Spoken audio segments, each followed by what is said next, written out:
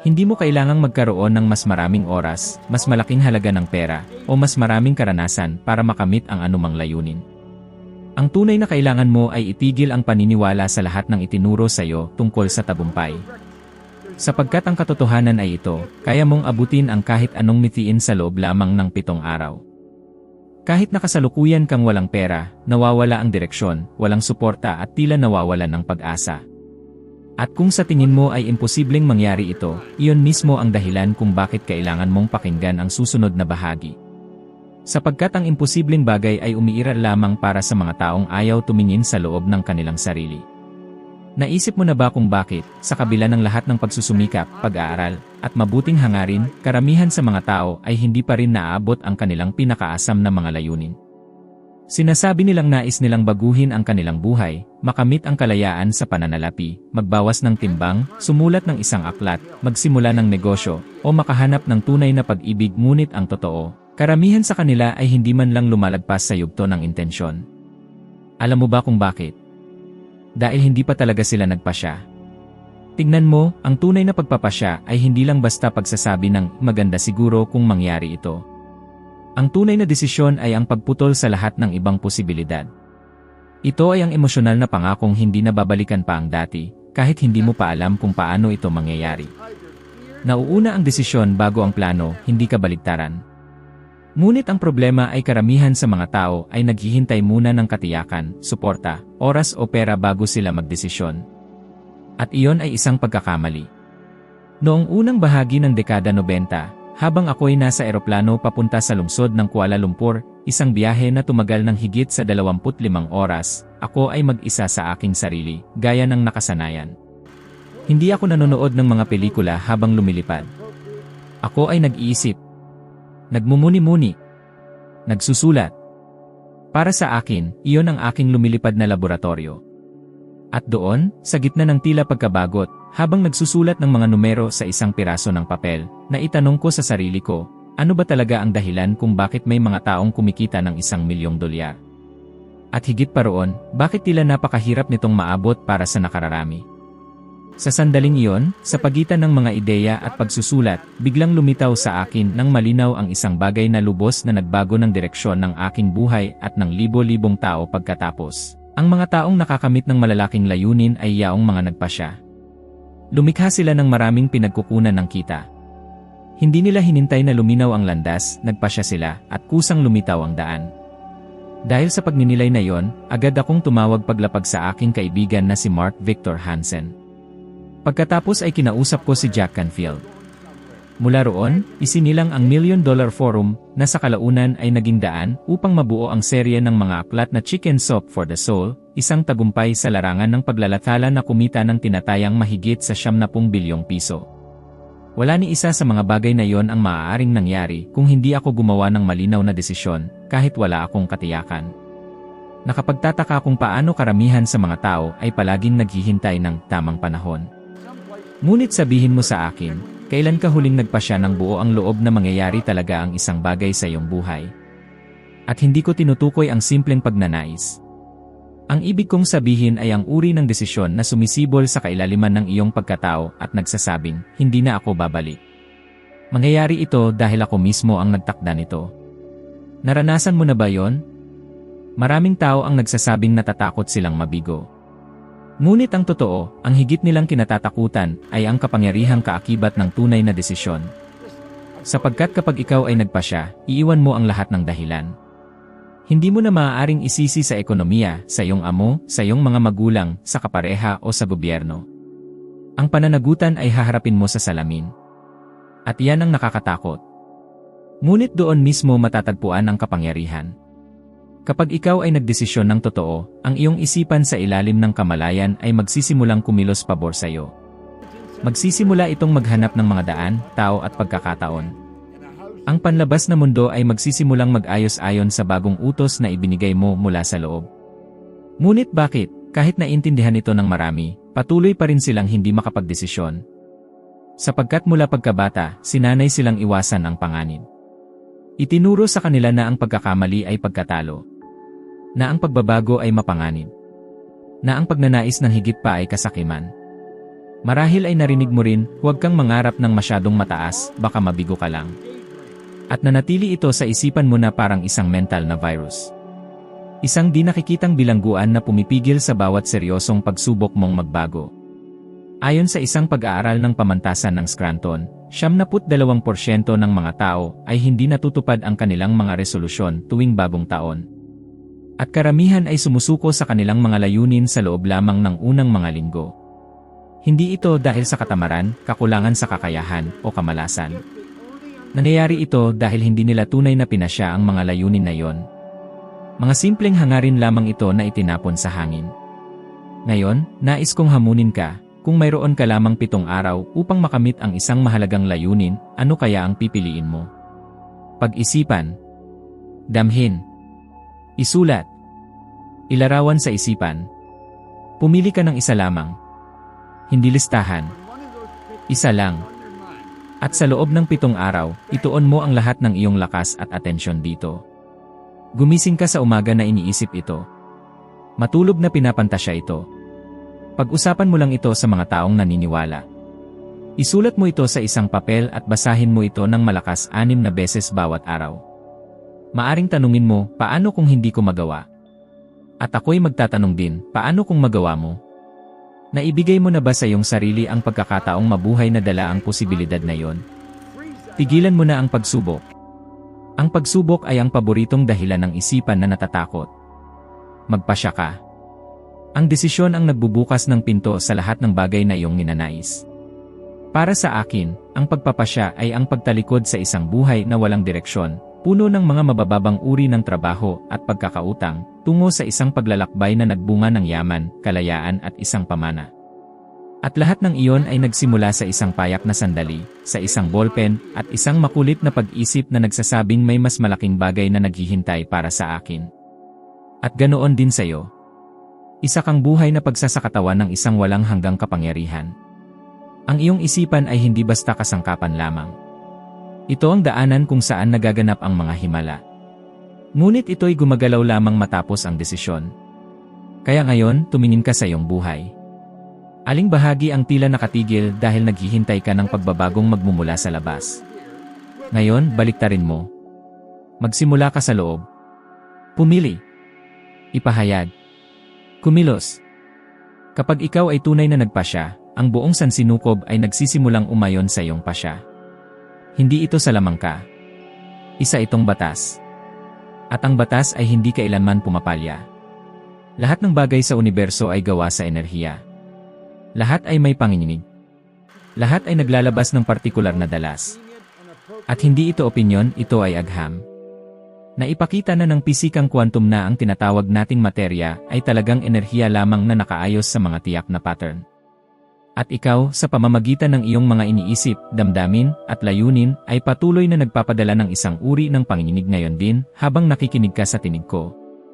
Ang tanong ay, ang panginginig bang iyon ay umaayon sa iyong nais o sa iyong kinatatakutan? Maraming tao ang naniniwala na naakit nila ang gusto nila. Ngunit hindi iyon totoo. Inaakit mo ang bagay na kaayon ng iyong panloob na dalas. Inaakit mo kung ano ang tumutugma sa enerhiya na iyong ibinubuga.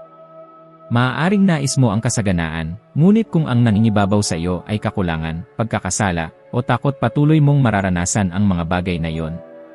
Kaya maraming tao ang nakakaramdam ng pagkakakulong, na para bang hindi sila pinakikinggan ng universo. Ngunit hindi ito pagkabingi.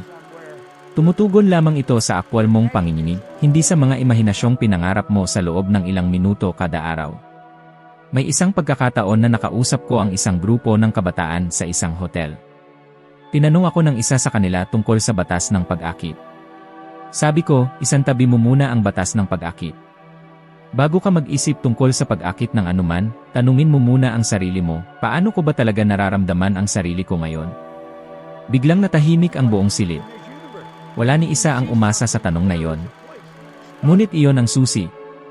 Dahil ang damdamin mo ang pinakatumpak na panukat ng enerhiya kung nasaan ka sa panahong iyon. Kung paggising mo pa lang sa umaga ay nakakaramdam ka ng kaba, alalahanin, hinanakit o emosyonal na pamamanhid, ibig sabihin ay nasa mababang dalas ka. At sa ganitong dalas, mahirap magkaroon ng malikhaing ideya, mahirap akitin ang tamang tao, at mahirap mapansin ang magagandang oportunidad. Para kang nasa survival mode. At ang tanging pwedeng ibalik sa iyo ng universo ay mas lalo pang ganoon. Napansin mo ba na kapag ikaw ay naiinis, parang sablay lahat sa araw mo? Mabigat ang trapiko, hindi natuloy ang appointment, nasira ang computer, iniiwasan ka ng mga tao. Hindi ito malas, ito ay tugmang panginginig. At totoo rin ang kabaligtaran. Kapag ikaw ay magaan ang pakiramdam, puno ng inspirasyon at may pag-asa, ang lahat ay tila dumadaloy ng maayos. Para kang sinuswerte, nakakapagpasya ng tama, nakikilala ang tamang tao. Dahil ikaw ay nakatune in sa mas mataas na dalas ng buhay. At hindi mo kailangang gumawa ng komplikadong bagay para magbago ang panginginig mo. Isang simpleng pag-isip lamang ay sapat na. Isang taos pusong pasasalamat. Isang alaala na nagpapainit ng puso. Isang awit na nagpapalakas ng loob. Ang mahalaga ay may kakayahan kang baguhin ang iyong dalas anumang oras. Ngunit para mangyari ito, kailangan mong paunlarin ang isang kasanayang halos nakalimutan na sa makabagong panahon, ang alamin kung ano talaga ang nararamdaman mo. Ilang beses ka ba sa isang araw humihinto para itanong sa sarili, ano bang tunay kong nararamdaman ngayon? Bihirang-bihira kung meron man. Nabubuhay tayong parang manhid, laging reaktibo, na para bang biktima tayo ng mga pangyayari.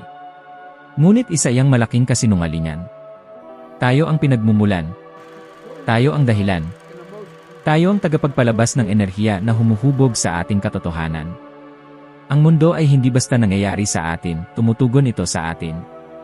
Naalala ko ang isang panahon sa buhay ko kung kailan madalas akong makaramdam ng lungkot nang hindi ko malaman kung bakit.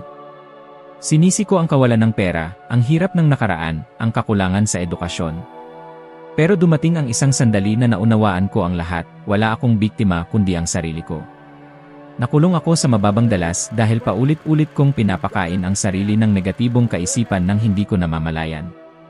Nang sinimulan kong baguhin ang aking enerhiya, kahit hindi pa nagbabago ang mga pangyayari, bigla ring nagbago ang takbo ng buhay ko. May direktang koneksyon sa pagitan ng nararamdaman mo at ng naakit mong karanasan. At hindi ito tungkol sa pilit na pagiging positibo. Hindi iyon epektibo. Kailangan mong madama ang positibo. At para magawa iyon, kailangang magsanay ka. Parang kalamnan, kailangang palakasin. Sa simula ay parang pilit. Pero kalaunan, nagiging natural na lang. Sa susunod na 7 araw, nais kong subukan mong gawin ang isang simpleng ehersisyo na may kapangyarihang baguhin ang iyong buhay. Sa tuwing mapapansin mong ikaw ay nakakaramdam ng sama ng loob, inis, pagkadismaya, kawalan ng gana, huminto ka saglit at itanong, anong iniisip ko ngayon na lumilikha ng ganitong pakiramdam? Pagkatapos nito, sadyang pumili ng ibang kaisipan. Isang kaisipang kahit paano ay magpapagaan ng pakiramdam mo. Hindi kailangang sobrang saya. Ang mahalaga ay kahit kaunting pagtaas ng enerhiya. Gawin ito ng paulit-ulit sa buong araw kung kinakailangan. Mapapansin mong may kamangha-manghang pagbabago, habang gumagaan ang loob mo, mas dumadaloy ang lahat. Ang pera ay unti-unting dumarating. Lumilitaw ang tamang tao. Ang mga oportunidad na hindi mo inasahan ay biglang kakatok sa pintuan mo. Hindi dahil ang universo ay parang mahikang kumilos, kundi dahil tumigil ka sa pagtutulak palayo sa kabutihang dati nang sinusubukang abutin ka. Ayon sa pag-aaral mula sa Harvard Business School, ang mga taong nagpapalago ng positibong emosyon habang nagtatrabaho ay nagiging mas produktibo ng hanggang 31% at mas mahusay magdesisyon at lumutas ng problema ng hanggang 19%. Ibig sabihin, ang pagkakaroon ng magandang pakiramdam ay hindi lamang para sa mga taong palaging masaya, ito ay isang matalinong estratehiya sa paglikha ng bagong realidad. Hindi ka hiwalay sa mga bagay na minimithi mo. Ang tanging hadlang ay ang panginginig na pinipili mong panatilihin. At sinadya kong sabihin ti pinipili dahil kahit pakiramdam mong kusa lang itong nangyayari, may pagpipilian ka pa rin. Lagi. Pati ngayon. Kaya magsimulang maging mapanuri. Ano ang nararamdaman mo kapag iniisip mo ang iyong layunin? Nakakaramdam ka ba ng sigasig at katiyakan? O ng pagkabahala at pag-aalinlangan? Iyon na mismo ang palatandaan kung papalapit ka ba o papalayo sa layunin mo. Tumigil ka sa basta pangangarap lang. Magsimulang mag-vibrate. Ang buhay ay hindi tumutugon sa hinihingi mo. Tumutugon ito sa dalas na nililikha mo. At ikaw ang may ganap na kapangyarihan sa dalas ng enerhiya na pinapadala mo para o mundo. Alam mo ba kung ano ang isa sa mga malalaking trahedyang tahimik na nangyayari sa kasalukuyang panahon? Ang dami ng tao na namumuhay na parang sunod-sunuran sa mga nangyayari sa kanilang paligid. Mga taong gumigising na maayos ang pakiramdam, ngunit basta na lang masira ang araw dahil sa isang bastos na komento, isang mensaheng hindi nasagot, isang masamang balita o isang aberya sa trapiko. Lahat ay tinutugunan nila ng padalos-dalos na para bang wala silang pagpipilian.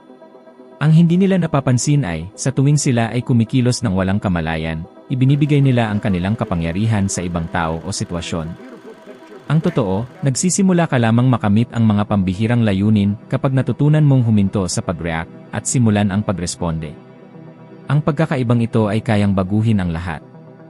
Sapagkat ang taong laging nagre-react ay alipin ng mundo. Ngunit ang taong marunong tumugon ng may kamalayan siya ang tunay na may hawak sa sarili. At ang taong may hawak sa sarili ay siyang tagapaglikha ng sariling realidad. Dumaan ako sa panahon na wala akong kaalaman tungkol dito. Noong nasugatan ko ang aking hinlalaki gamit ang lagari, hinayaan kong umikot ang buhay ko sa mga bagay na hindi ko na magawa. Akala ko iyon na ang magtatakda ng aking kapalaran. Tumigil ako sa pag-aaral, isinuko ang mga pangarap, at binitiwan ang anumang pananaw ng isang mas mataas na layunin. Nagsimula akong magpalipat-lipat sa mga trabahong walang saysay. Nahuli akong paulit-ulit na nagre-react sa sakit, sa pagkabigo, sa kawalan ng direksyon. Para bang may hawak na remote control ang mundo, at inilagay ang buhay ko sa otomatikong pagtakbo. Ngunit sa gitna ng kaguluhang iyon, isang aklat ang napunta sa aking mga kamay, isipin at yumaman ka. At sa pagbasa ko nito, nagising ako sa isang bagay na walang sinuman ang nagturo sa akin noon, hindi ko kailangang laging mag-react. May kapangyarihan akong pumili kung paano tutugon. Maari kong harapin ang aking sakit, tanggapin ang mga bagay na hindi ko mababago, at pa rin, kumilos ng may kamalayan. Ang pagkaunawang iyon ang nagpabago sa lahat. Dahil natuklasan ko na ang mga pangyayari sa buhay ay likas na walang kahulugan. Tayo ang nagbibigay ng kahulugan dito. Ang isang abala sa araw ay maaaring maging trahedya o simpleng liko sa daan. Ang isang puna ay maaaring maging kahihiyan o pagkakataon para sa paglago. Ang isang pagkawala ay maaaring tingnan bilang katapusan o simula ng bagong yugto. Ang mahalaga ay hindi kung ano ang nangyari, kundi kung paano mo ito tinatanggap at tinutugunan. Itinuro sa akin ni Michael Beckwith ang isang kasabihang inukit ko sa puso, kapag may nangyari, anuman ito, ulitin mo sa iyong sarili, ganito talaga. Tinatanggap ko. Kukunin ko ang mabuti. At pinapatawad ko ang natitira. Ang simpleng pagkakasunod na ito ay parang susi. Binubura nito ang otomatikong tugon at ginigising ang kakayahang pumili ng may malay. Kung ikaw ngayon ay dumadaan sa isang mahirap na sitwasyon, o may kinikimkim mula sa nakaraan, o nakakaramdam ng pagkakabalaho dahil sa paulit-ulit na sakit, pakinggan mo ito ng buong pansin, hindi ka nakakulong sa mga pangyayaring iyon. Nakakulong ka sa dinamalay na tugon na natutunan mong ibigay sa mga iyon. Pero maaari mong baguhin ito.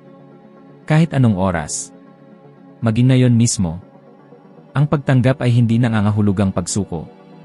Ibig sabihin nito ay pagkilala sa realidad upang pagkatapos ay baguhin ang mga bagay na kaya mong baguhin.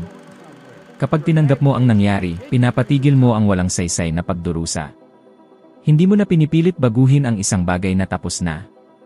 Inaalis mo ang bigat ng emosyon mula sa sitwasyon. At kapag nawala na ang bigat na iyon, lumilinaw ang iyong pag-isip. Ang susunod na hakbang ay ang hanapin kung ano ang mabuting makukuha. Lagit-laging meron. Kahit pa sa pinakamasakit na karanasan. Maaaring lumalim ang iyong pakikiramay, tumibay ang iyong loob, o tumalas ang iyong focus. Baka rin napalayo ka sa isang bagay na hindi mo namamalayang nakasasama sa iyo. At kapag sinimulan mong sadyain ang paghanap ng aral, ang dating nawalang bagay ay nagiging hakbang pasulong. Sa huli, ang ikatlong hakbang, patawarin ang natitira. Ang pagpapatawad ay hindi nangangahulugan ng pagkalimot. Ibig sabihin nito ay pagpapalaya sa iyong sarili mula sa bigat. Pagtigil sa pagiging bihag ng isang bagay na matagal nang tapos. Kapag nagpatawad ka, ang mga nakabara sa loob mo ay muling umaagos. Sa loob ng maraming taon, nasaksihan ko ang mga taong may pambihirang talento, matatalinong ideya, at kamangha-manghang kakayahan, ngunit nakakadena sa emosyonal na sugat ng nakaraan, sa mga hinanakit, sa mga takot na hinubog ng dating karanasan. Ngunit sa oras na natutunan nilang tumugon, imbes na mag-react, bigla silang nagbabago. At hindi ito paunti-unti. Mabilis. Para bang isang ilog na matagal nang napigilan ay biglang nakahanap ng landas upang dumaloy. Ang tumugon ng may kamalayan ay pagkuha ng kontrol sa iyong enerhiya.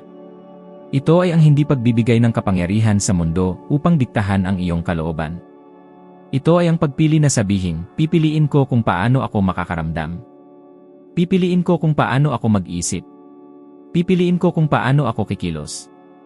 Ito ang tunay na kalayaan. Ito ang personal na kapangyarihan. Ito ang emosyonal na kapanahunan. Ayon sa isang pananaliksik na inilathala ng Harvard Medical School, ang mga taong may mataas na antas ng kamalayan sa sarili at kontrol sa emosyon ay may mas malaking posibilidad na makamit ang mga layunin sa pamatagalang panahon, dahil kaya nilang manatiling nakatutok kahit sa harap ng mga pagsubok. Sa madaling salita, ang mga taong tumutugon sa halip na mag-react ay may mas matibay na disiplina, mas matatag na loob, at mas mataas na antas ng tagumpay. Kaya ngayon, may nais akong ipagawa sa iyo. Sa susunod na 7 araw, sadyain mong isagawa ang 3 hakbang tuwing may bagay na gumugulo sa iyo. May hindi magandang nangyari. May taong nakasakit sa iyo. May plano bang nabigo? Ulitin sa iyong isipan, ganito talaga. Tinatanggap ko. Kukunin ko ang mabuti. At pinapatawad ko ang natitira. Gawin mo ito na parang isang ritual. Maaaring mukhang sobrang simple. Ngunit sa likod ng pagiging simple nito ay isang napakalalim na pagbabago. Hindi mo kontrolado ang mga nangyayari sa mundo. Ngunit hawak mo ang kapangyarihang pumili kung paano ka tutugon. At ang pagpili na ito ang huhubog sa kung sino ka at sa kung ano ang makakamit mo. Sapagkat sa bawat pagkakataong pinipili mong tumugon ng may kamalayan, pinatitibay mo ang iyong pagkakakilanlan. Pinapalakas mo ang enerhiya na ipinapadala mo sa mundo. At ikaw ay nagiging isang tao na unti-unting iginagalang ng mundo, pati na rin sa antas ng enerhiya. Kapag dumating ang sandaling ito, ang pag-abot sa mga layunin ay hindi na isang labanan. Nagiging umaagos na resulta na lamang ito. Sapagkat tumigil ka na sa pagiging biktima ng mga pangyayari sa paligid mo. Sa halip, nagsimula kang maging kapwa lumikha ng iyong mundo. Simula pa lamang ng iyong pagkapanganak at maging bago ka pa man isinilang, naipasa na sa iyo ang mga paniniwala, ideya, at mga gawin na hindi mo naman sinadyang piliin. Karamihan sa mga tao ay ginugugol ang buong buhay sa pagtangkang baguhin ang mga resulta, hindi namamalayan na ang pinagmumulan ng lahat ay nasa isang lugar na hindi nakikita, ang isipan at pananaw na dala mo sa iyong kalooban. Ang paraan ng iyong pagtingin sa mundo, kung ano ang itinuturing mong posible o imposible, kung gaano mo inaakalang karapat-dapat ka, kung paano mo iniisip ang tungkol sa pera, relasyon, tagumpay, at espiritualidad. Lahat ng ito ay naitanim sa iyong isipan sa mga unang taon pa lamang ng iyong buhay. At ang nakakagulat, karamihan dito ay naipasok sa iyong isipan ng walang pagsala, walang pagsusuri, at wala kang naging pagpipilian. Parang isang espongha na sumisipsip ng lahat. Noong ako'y bata pa, hindi ko naranasan ang edukasyon o pagpapalago ng sarili sa paraang iniisip ng marami kapag naririnig nila ang isang taong sumulat ng mga aklat, nagtuturo sa buong mundo, at tumutulong sa milyon-milyong tao. Lumaki ako sa isang kapaligirang ang kahirapan ang naging pangunahing wika. Ang paniwala ay, kapag may trabaho ka man lang, panalo ka na. Madalas kong marinig ang mga katagang gaya ng ang pera ay hindi basta-basta dumarating, ang mga kagaya natin ay walang pagkakataon, ang mga mayayaman lang ang lalong yumayaman. At ang mga ito ay dumikit sa aking isipan. Wala akong kaalam-alam noon kung ano ang ibig sabihin ng paradigma, ngunit ako mismo ay nabuhay ng nakakadena rito. Doon ko lamang nalaman sa kalaunan, habang masinsin kong pinag-aralan ang galaw ng isipan, na ang imahe ng sarili ko na humuhubog sa aking buhay ay hindi talaga akin. Iyon ay inilagay lamang sa akin ng iba. At higit sa lahat, maaari pala itong baguhin. Maraming tao ang nagkakamali sa paniniwalang hawak nila ang direksyon ng kanilang buhay. Ngunit sa totoo lang, sila ay nasa loob lamang ng kung ano ang pinapayagan ng kanilang pananaw sa mundo. Maari kang maging dalubhasa sa usaping pinansyal, negosyo, kalusugan, at espiritualidad. Ngunit kung ang iyong batayang paniniwala ay kakulangan, takot, pagdududa sa sarili, o pagkatalo, hahanap ka ng paraan para hadlangan ang sarili mong pag-unlad. Parang nagmamaneho ng isang napakabilis na sasakyan na nakaangat pa rin ang handbrake. Maari kang may pinakamagandang sasakyan, pinakamahusay na gasolina, at pinakakinis na kalsada, ngunit hindi ka pa rin makakausad. At ang mas masaklap, ni hindi mo alam na may nakahila palang preno. Ang alam mo lang ay nakakaramdam ka ng pagod, pagkabigo, at pakiramdam na may mali. Ngayon, huminto ka saglit at pag-isipan ito. Ilang beses mo na bang ginustong baguhin ang iyong buhay, nagsimula kang punang sigla, ngunit makalipas ang ilang linggo, bumalik ka sa dati. Ilang beses mo nang ipinangako sa sarili mong babayaran ang mga utang, mag-aalaga ng katawan, mag-invest sa sarili, kukuha ng kurso, o susunggaban ang isang pagkakataon, ngunit huminto ka sa kalagitnaan. Hindi ito kakulangan sa determinasyon. Hindi rin ito katamaran. Ito ang epekto ng paradigmang namumuno sa likod ng iyong mga kilos. Isang hindi nakikitang programa na patuloy kang hinihila pabalik sa dating kinagisnan mong komportableng lugar. At ang dahilan kung bakit ang 7 araw ay maaaring baguhin ang iyong buhay ay hindi dahil sa mahika, kundi dahil sa muling pagsasanay ng iyong isipan. Kapag nagsimula kang bantayan ang iyong mga iniisip, questionin ang mga paniniwalang nakasanayan, at dahan-dahang magtanim ng mga bagong imahe sa iyong malaytao, nagsisimula kang lumikha ng isang bagong sistema ng paniniwala. At unti-unti ang preno ay nabibitawan. Tandaan, hindi alam ng iyong isip sa ilalim ng kamalayan kung ano ang totoo at kung ano ang guni-guni. Tinatanggap nito ang lahat ng inuulit ng may kasamang damdamin. Kaya kung paulit-ulit mong narinig na hindi mo kaya, at ngayon, kahit ikaw ay nasa hustong gulang na, may sapat na karanasan at talino, ay nararamdaman mo pa ring maliit ka kapag may malaki kang layunin. Ito ay dahil natanggap ng iyong isip ang kasinungalingan bilang katotohanan. At ginawang realidad. Pero narito ang mabuting balita, pwede itong palitan. At ang susi ay nasa paulit-ulit na pagsasanay na may kasamang damdamin. Kapag malinaw mong isinulat ang iyong layunin, nilarawan ito sa iyong isipan na may matinding damdamin, inusal ito ng may paniniwala, at kumilos na tila narating mo na ito, sinisimulan mong ipinta ang bagong larawan sa iyong isipan. At ang larawang ito, sa pagdaan ng panahon, ay nagiging bagong pag-ugali. Bagong enerhiya. Bagong resulta. Nasaksihan ko na ito ng maraming beses kaya tumigil na ako sa pagdududa.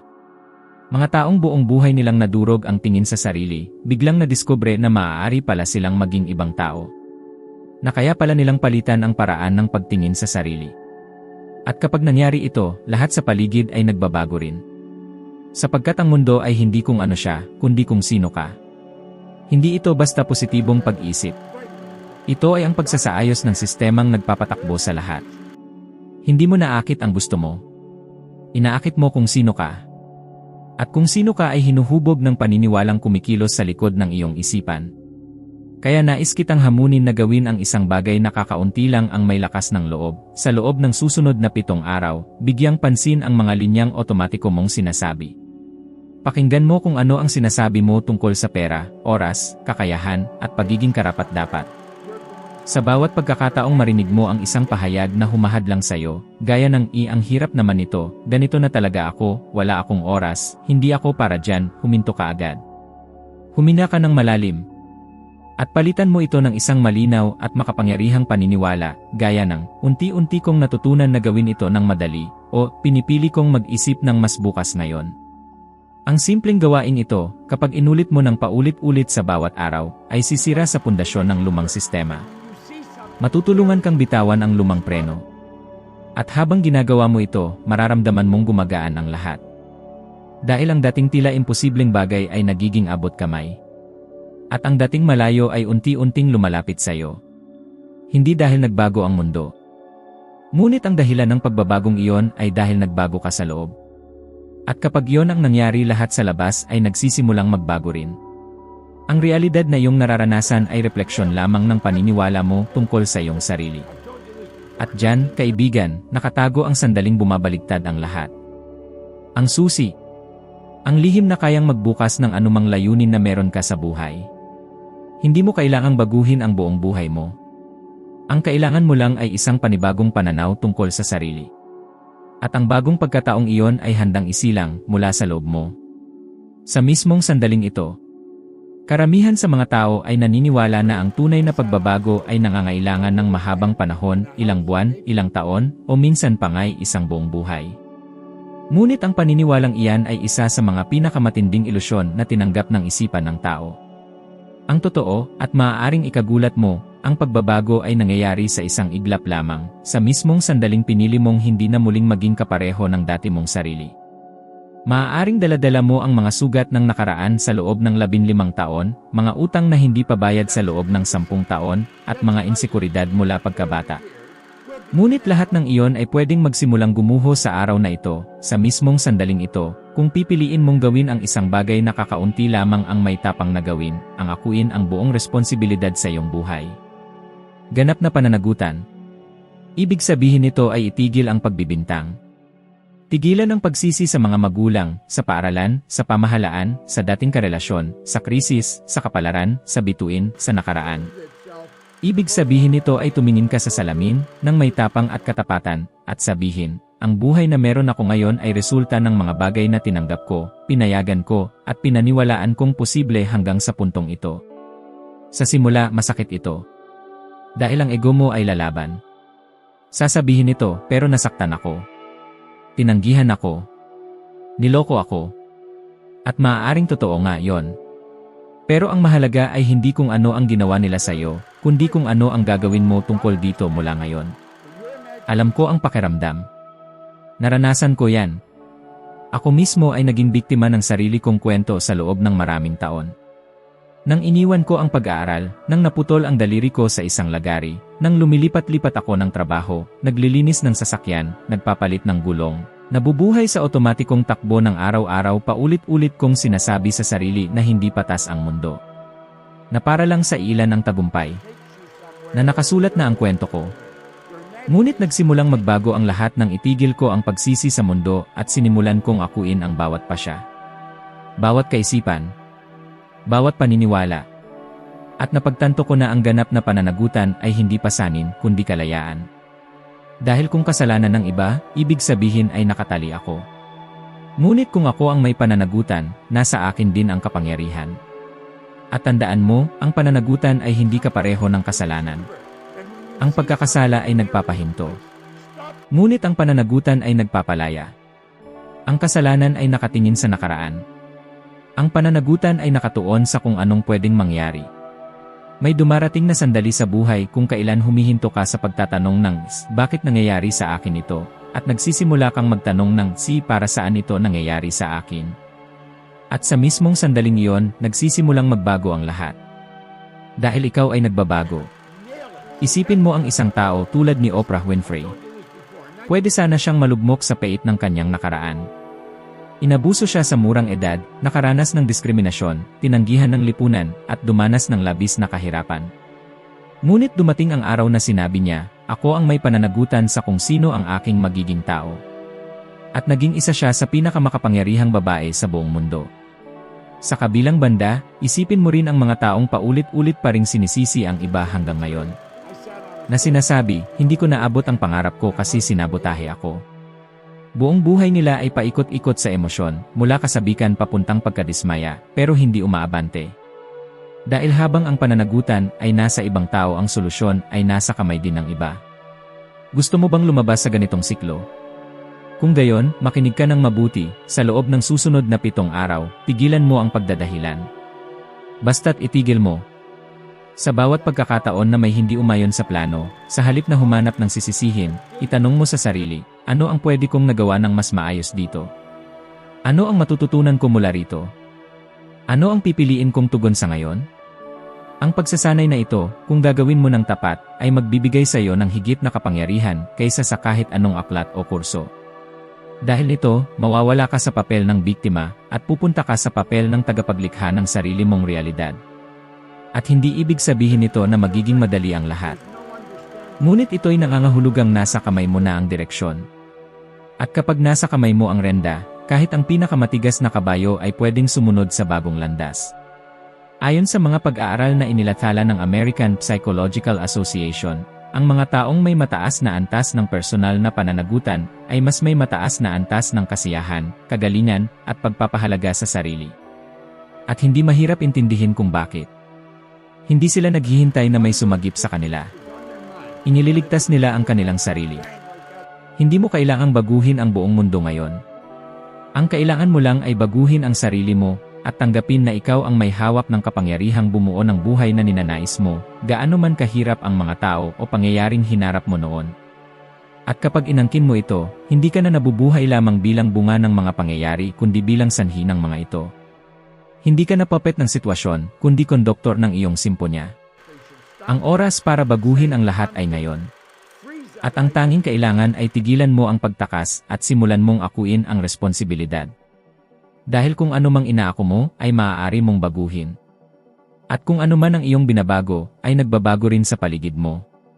Ang tanging talagang pumapagitan sa iyo at sa buhay na minimiti mo ay hindi ang oras, pera, o kapalaran kundi kung gaano kakahandang akuin ang buong pananagutan sa iyong realidad. Iyan ang sandaling bumabaling ang lahat. Kapag naunawaan mo ito ng lubusan, wala nang makapipigil sa iyo dahil ang kapangyarihan ay hindi na nasa labas, ito'y nasa loob mo na. At kung may saysay ito sa iyo, kung ganoon, ang susunod na bahagi ng paglalakbay na ito ay tiyak na magdadala sa iyo sa lalim ng pagbabago. Ang susunod na video ay nariyan na sa iyong harapan. Isa itong bagong hakbang sa pag-akyat mo tungo sa higit pang karunungan at tiyak na tutulong para maging isang bahagdan na mas mahusay ka kaysa sa kung sino ka ngayon. Maraming salamat sa pagsama mo sa akin. Naghihintay ako sa iyo roon. Ipagpatuloy natin ito.